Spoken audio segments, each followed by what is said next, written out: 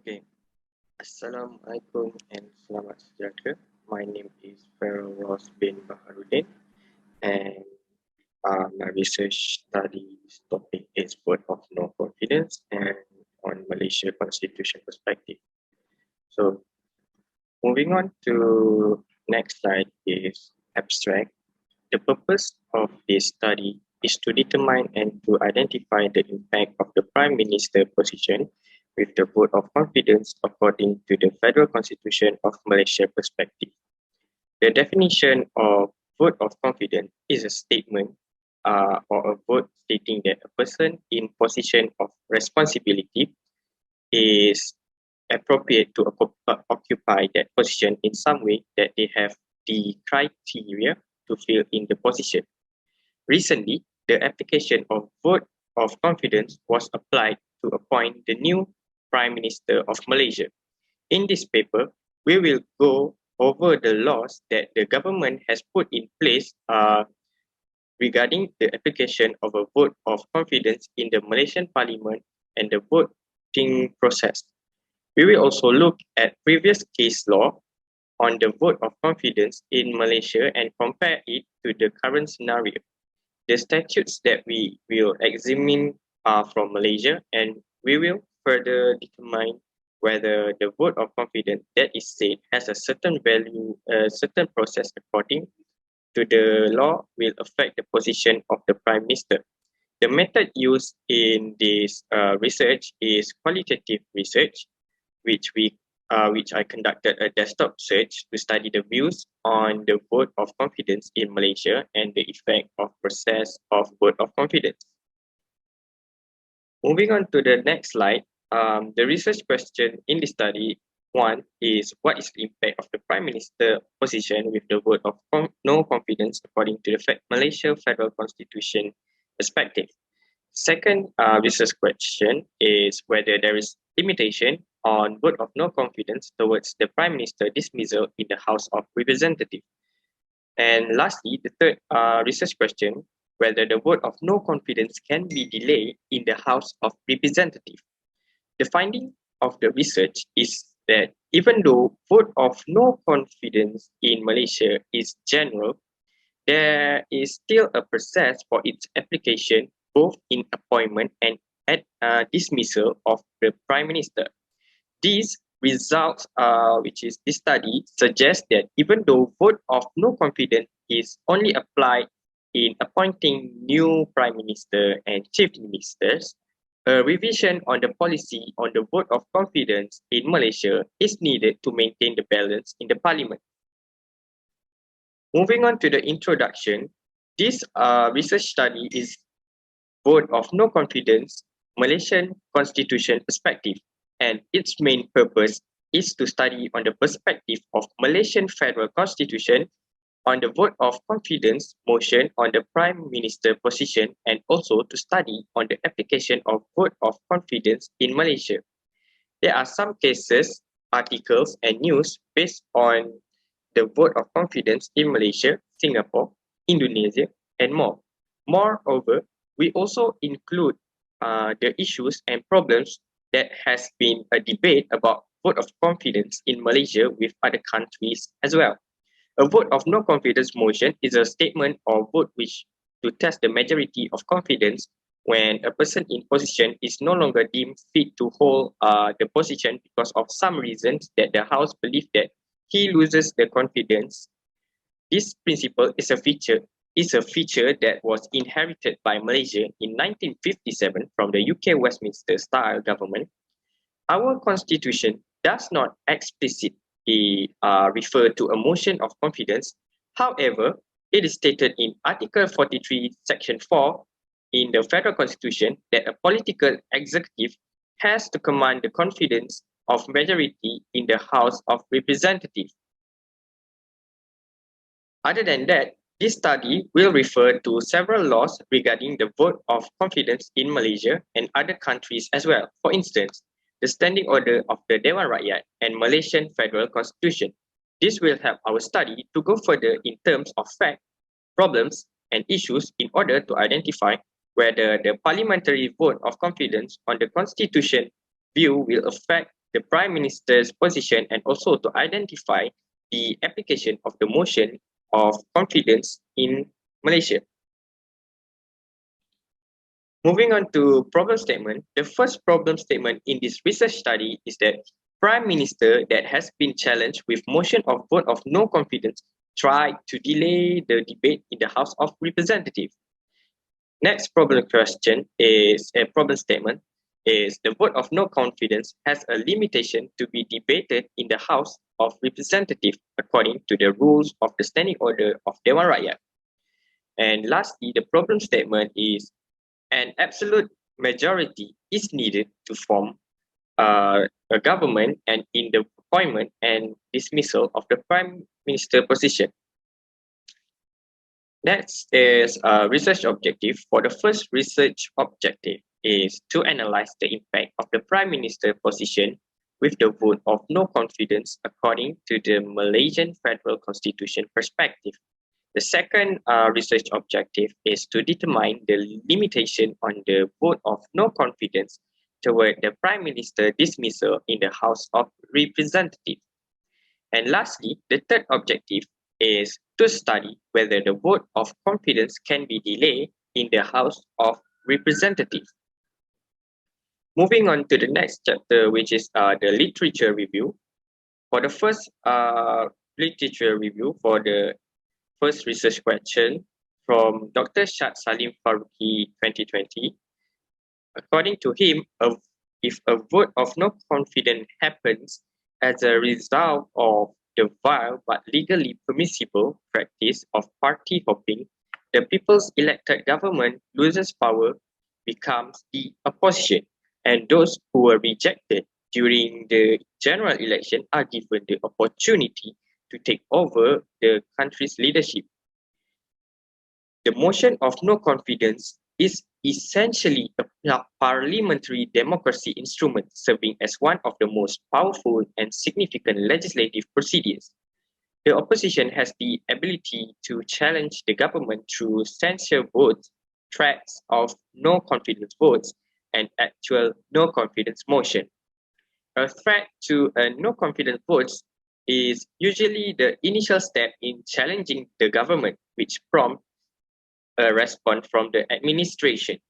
If the government's answer to the opposition is unsatisfactory, the opposition might vote to censure it or initiate no confidence measure. Unlike defeats on other sorts of legislation, defeat on a no confidence vote requires the government to resign. Traditionally, the head of state has the option of appointing the formature to try to create a new administration or simply dissolving parliament and calling early election.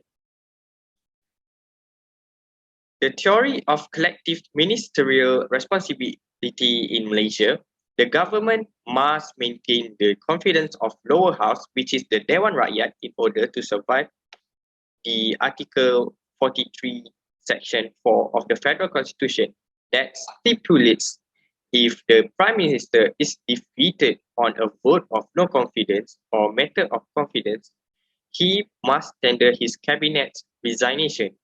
Alternatively, he could recommend to the Yang di-Pertuan Agong that the Dewan Rakyat be dissolved and new elections be held. This advice does not bind the monarch.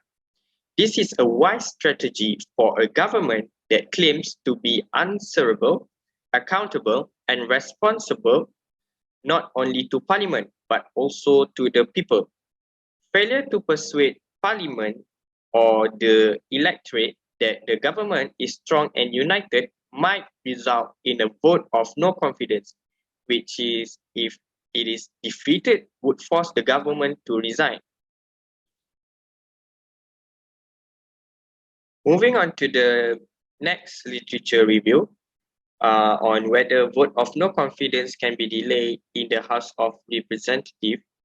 Although there is no provision in the Constitution for the dismissal of the Prime Minister or the government, the Reid Commission, however, did mention removal, but only if the Prime Minister had lost the House confidence, yet refuses to quit.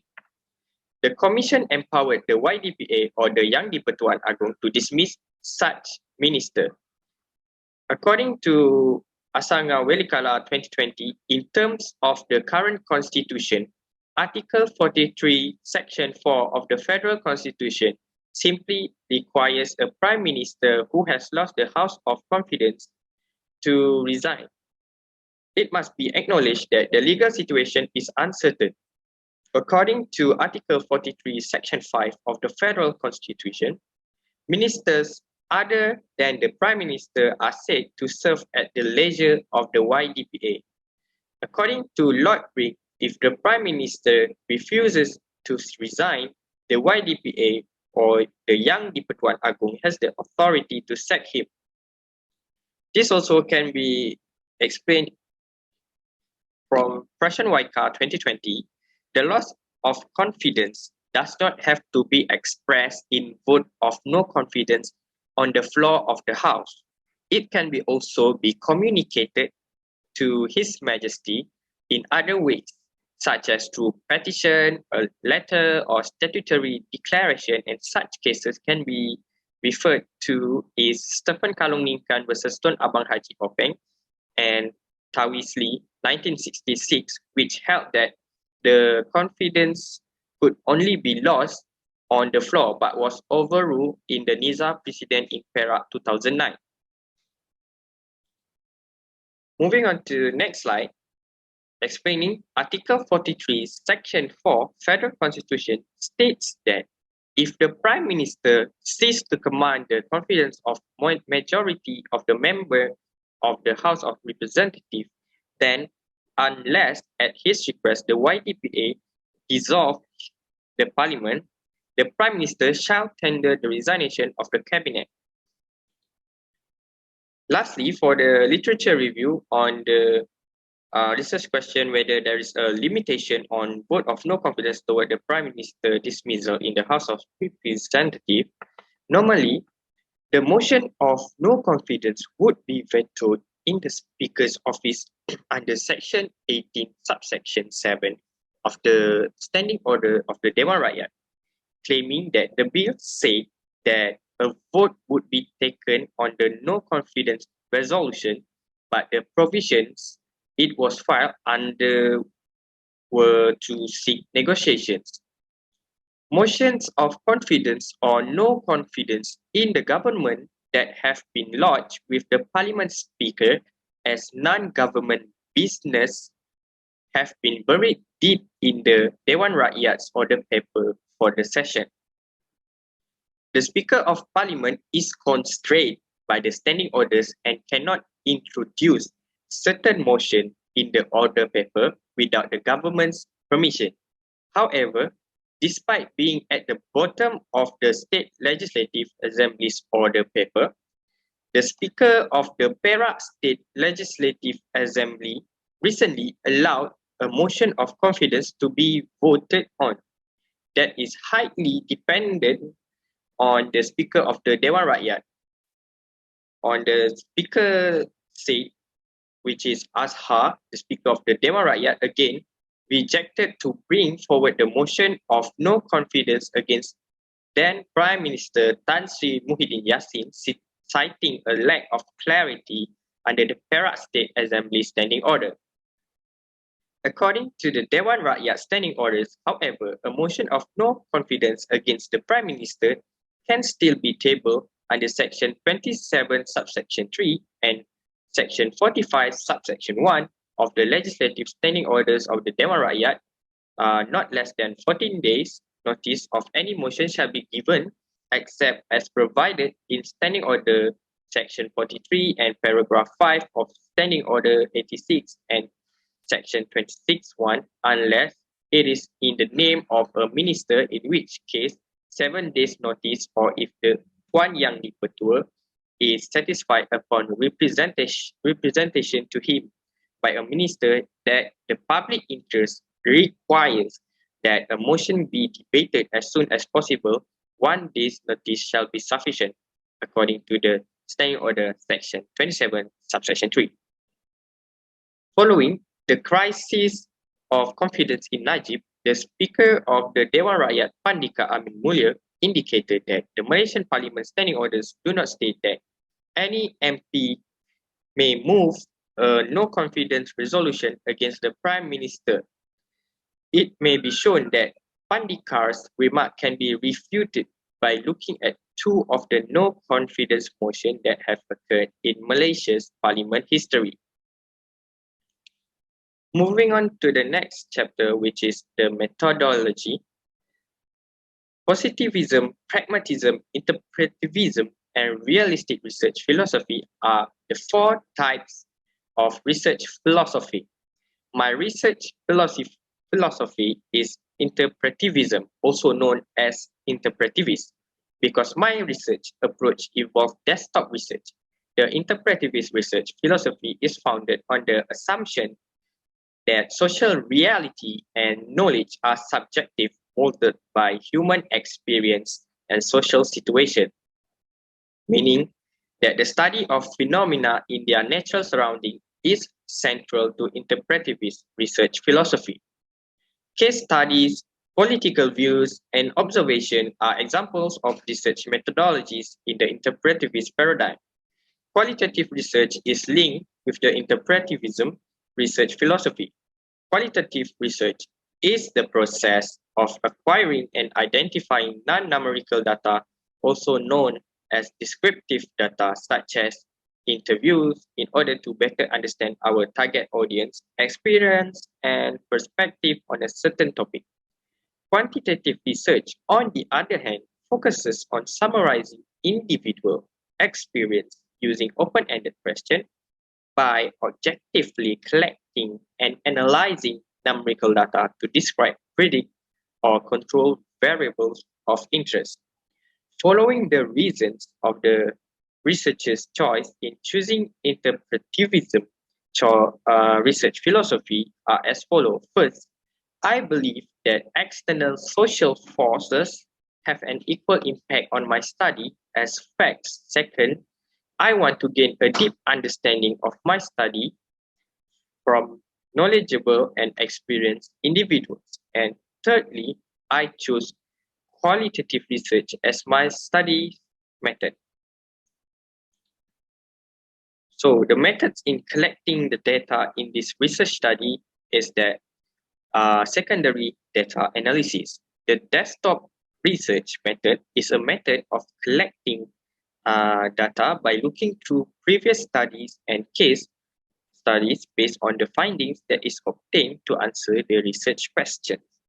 So for the desktop search, a case study is almost important as the topic is closely related to the vote of no confidence and political changes in the position of the Prime Minister. I believe that the findings of the authors from their studies would help to answer my research question as they have done their research earlier. Moving on to the next chapter on the analysis and findings for the first research question. The first issue is on the impact of the Prime Minister's position with the vote of no confidence according to the Malaysian Federal Constitution perspective. According to the desktop research, this will bring Article 43, Section 4 of the Federal Constitution into effect, which reads as follows: if the Prime Minister ceases to command the confidence of the majority of the members of the House of Representatives, then unless at his request the Yang di-Pertuan Agong dissolve Parliament, the Prime Minister shall tender the resignation of the Cabinet. The Federal Court rulings in Zamri Abdul Kadir versus Muhammad Nizar Jamaluddin, the Attorney General of Malaysia, 2009, 5 MLJ 464, and Professor Shad Faruqi's work entitled Royal Role on Issue of Confidence provide insight into the probable outcomes if a vote of confidence fails. When the monarch receives the result of the vote of no confidence and is satisfied that the PM's parliamentary support has been withdrawn, His Majesty can order the Prime Minister to advise for a dissolution of Parliament or resign under Article 43, Section 4 of the Federal Constitution. If the Prime Minister recommends dissolutions, the King has the option to accept or reject the recommendation under Article 40, 40 Section 2, Paragraph B. It is predicted that due to the present pandemic, the King will reject the advice to dissolve the Parliament. If the Prime Minister resigns, the King has two options: either select a new Prime Minister from the House or ask the retiring Prime Minister to serve in an interim capacity until a definitive decision on who will replace the gap is reached. When Dr. Mahathir Mohamad resigned in May 2020, this is exactly what happened. If the Prime Minister refuses to step down, it was decided in the Federal Court decision of Zamri in the Perak case that whenever the Menteri Besar loses the confidence of the legislature, he must present his resignation as well as the Executive Council's resignations, because the Executive Council is dissolved after the Menteri Besar loses the confidence of the majority of the members of the Legislative Assembly. If the Menteri Besar refuses to resign, the Sultan is free to appoint a new Menteri Besar. If the King refuses the Prime Minister advice to dissolve Parliament, His Majesty might demand the Prime Minister resignation as per decision of the Zamri case above. If the Prime Minister refuses to quit, the King can select someone else who, in His Majesty's opinions, is more likely to command the House confidence. So, in my opinion, the Prime Minister should have the MPs vote in the Dewan Rakyat on whether they back his leadership or not. If the Prime Minister have proven his majority, he should remain as the Prime Minister, and if otherwise, he must vacate his position as stated in the Federal Constitution of Malaysia that will take Article 43, Section 4 into effect. Moving on to the next analysis findings on the second research question. The second issue is whether there is a limitation on the vote of no confidence toward the Prime Minister dismissal in the House of Representatives. The difficulty now is how to access and portray a lack of confidence. Voting on the floor of the House is one of the primary procedures, while the Speakers of the House determines the House order of business. A motion of no confidence filed by Member of Parliament MPs after 14 days of notice under Standing Orders Section 26 and Section 27 should be accorded priority by convention. A motion like this is inherent in Article 43, Section 4 of the Federal Constitution, which describes what happens if and when the Prime Minister loses the support of majority of the House. Alternatively, under Standing Order Section 14, subsection 2 of the Dewan Rakyat, the House may at any moment go ahead of any other course of business on motion filed by a minister. It should also be mentioned that under Standing Order 18 of the Dewan Rakyat, a private member can introduce a motion with the Speaker's permission. If it is a definite matter of urgent public significance, MPs can use Standing Order Section 18 to propose a motion for a topic of urgent public significance. The Speaker, on the other hand, has the authority to refuse such a proposal to be debated if he believes the topic is not definite, urgent, or of public concern. The motion that was rejected for this reason cannot be brought up again at the same meeting. After all, each House of Parliament is required by Article 62, Section 1 of the Federal Constitution to control its own procedure. When faced with a vote of no confidence, a Prime Minister has many alternatives. He can either respond to the opposition motions of no confidence by launching his own motion of confidence to demonstrate that he has the support of the House, and alternatively, he could advise the King to prorogue or dissolve Parliament under Article 55, Section 2 of the Federal Constitution.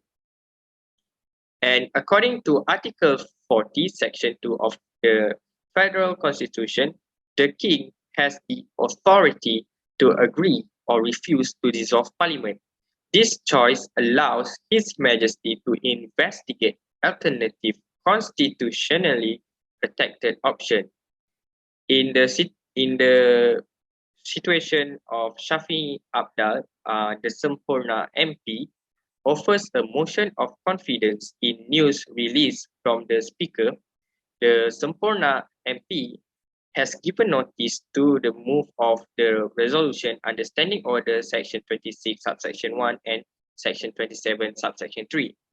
Shafi'i Abdal goes on to say that the motion is not being made with the goal of undermining the Yang di-Pertuan Agong's constitutional prerogative to appoint a Prime Minister under Article 43 of the Federal Constitution. The resolution is believed to be moving through Parliament in order to make the issue known to the rakyat and to notify the Yang di-Pertuan Agong or the palace of who has the Dewan Rakyat confidence. However, the Speaker rejects the proposal, claiming that it violates Article 43 of the Federal Constitution. Article 43, Section 2, Paragraph A grants the Yang di-Pertuan Agong the power to designate a member of Dewan Rakyat as Prime Minister, who, in his judgment, is likely to command the confidence of majority of the members of the Dewan. Dr. Wan Azizah also proposed a no-confidence vote against then Prime Minister Tun Abdullah Ahmad Badawi together with 14 other Pakatan Rakyat MPs. They are submitting a resolution of no confidence against Prime Minister Datuk Seri Abdullah Ahmad Badawi, claiming that the way he and his cabinet members handle the national executive function has caused the public to lose faith in the government's integrity. However, the motion had no chance of making it into the Dewan Rakyat because it was vetoed in the Speaker's office. In my opinion, the Speaker of Parliament power is limited by the standing orders and he cannot table the motion in the order paper without the government's permission. According to Westminster Convention practice, the Speaker has no authority to move the motion of no confidence to the top of the order paper. When then Labour Party leader Jeremy Corbyn moved a motion of no confidence against then Prime Minister Theresa May in the United Kingdom House of Commons in 2018, the motion was not brought forward, and when questioned, the Speaker said he had not received any indication that the government wanted to bring forward the motion because the power is not in the Speaker's hand, which is the convention in the UK that Malaysian Parliament follows. For the next and last analysis findings, for the last research question, the third issue is whether the vote of no confidence can be delayed in the House of Representatives. Delaying legislative procedure will cast a pall over the Prime Minister government, allowing questions about its legitimacy to remain, whether it's a vote on the no confidence motion or a vote on other legislation. The Prime Minister will have to justify his majority sooner rather than later. Already, opposition leaders claim that the one-day Parliament session demonstrates that the coalition is frightened of a no-confidence vote. According to Asanga Welikala 2020, there are 3 reasons why such a no-confidence vote was cancelled or postponed. To begin with, the Dewan Rakyat meets infrequently compared to other Commonwealth legislature, with considerable gaps between sessions and meetings. It had last met on 5 December 2019, convened for a brief ceremonial meeting on 18 May 2020, and then resumed meetings from 13 July onwards, prior to the crisis. Second, in contrast to more consolidated Westminster-style democracies, the administration or the government has far more power over the parliament and its activity. In 2020, Muhyiddin's appointment as Prime Minister would be held, highlighting the benefits of incumbency in the Malaysian system, at least until he was sure of winning it. Finally, there's the coronavirus pandemic. It arrived almost concurrently with the installation of the new government, together with the associated necessity of lockdown and social distancing, giving Muhyiddin a handy excuse not to recall Parliament for a lengthy period of time, as well as to strengthen his majority. In my opinion, whether a Prime Minister chooses to delay or avoid a motion of no confidence, it will only affect him on the public confidence and the majority support of the House. The YDPA or the Yang di-Pertuan Agong has all the right to require the Prime Minister to observe the Prime Minister's duty under Article 43, Section 4 of the Federal Constitution to either advise for dissolution or resign. In conclusion, the literature review and the findings of the desktop search provide the same result. Both of the findings states the impact of the Prime Minister who have been challenged with a no confidence motion that he must vacate his seat or seek for the Yang di-Pertuan Agong or the YDPA to dissolve the Parliament according to Article 43, Section 4 of the Federal Constitution.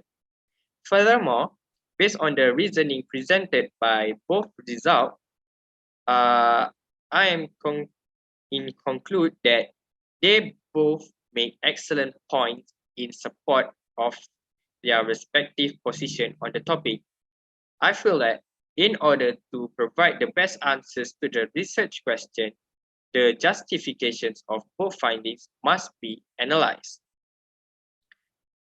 Moving on to the conclusion, in short, vote of no confidence is a procedure used in Malaysia's state assembly and federal parliament to remove a political party from power if it is deemed incapable of running the state or federal government.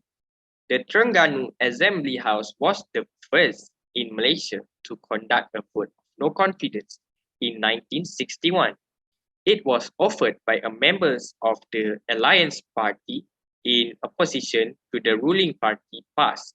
It was later used in the Sarawak to depose the Chief Minister Datuk Stephen Kalongnikan in 1967. In the recent years, a vote of no confidence has been used to remove the Pakatan Rakyat Party from power in Perak, with the exception of Sarawak, which is more problematic. The majority of cases involve the Alliance National Party and the opposition party. Moving on to the limitation of this study, the first limitation is that the government issued a movement control order during the study because of the global pandemic of COVID-19.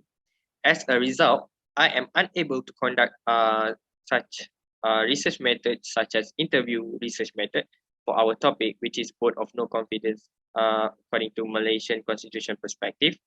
Furthermore, the second limitation is that firms and individuals who are expert in this field are very busy with their works, and some of them have started working from home as a result of COVID-19. So we are unable to reach and contact them in order to interview and collect the data that we desire, such as their personal opinions and suggestions regarding vote of no confidence. Lastly, the third limitation in the study is the quantity of literature. It can be challenging to manage the amount of literature that has been accessed.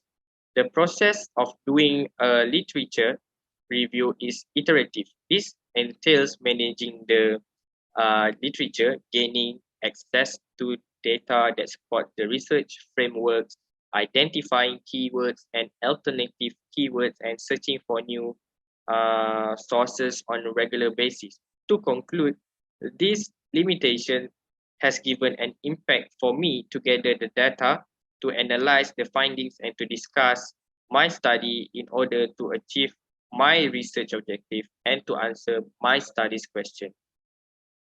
I guess that's all for my study presentation, research study presentation. Thank you very much.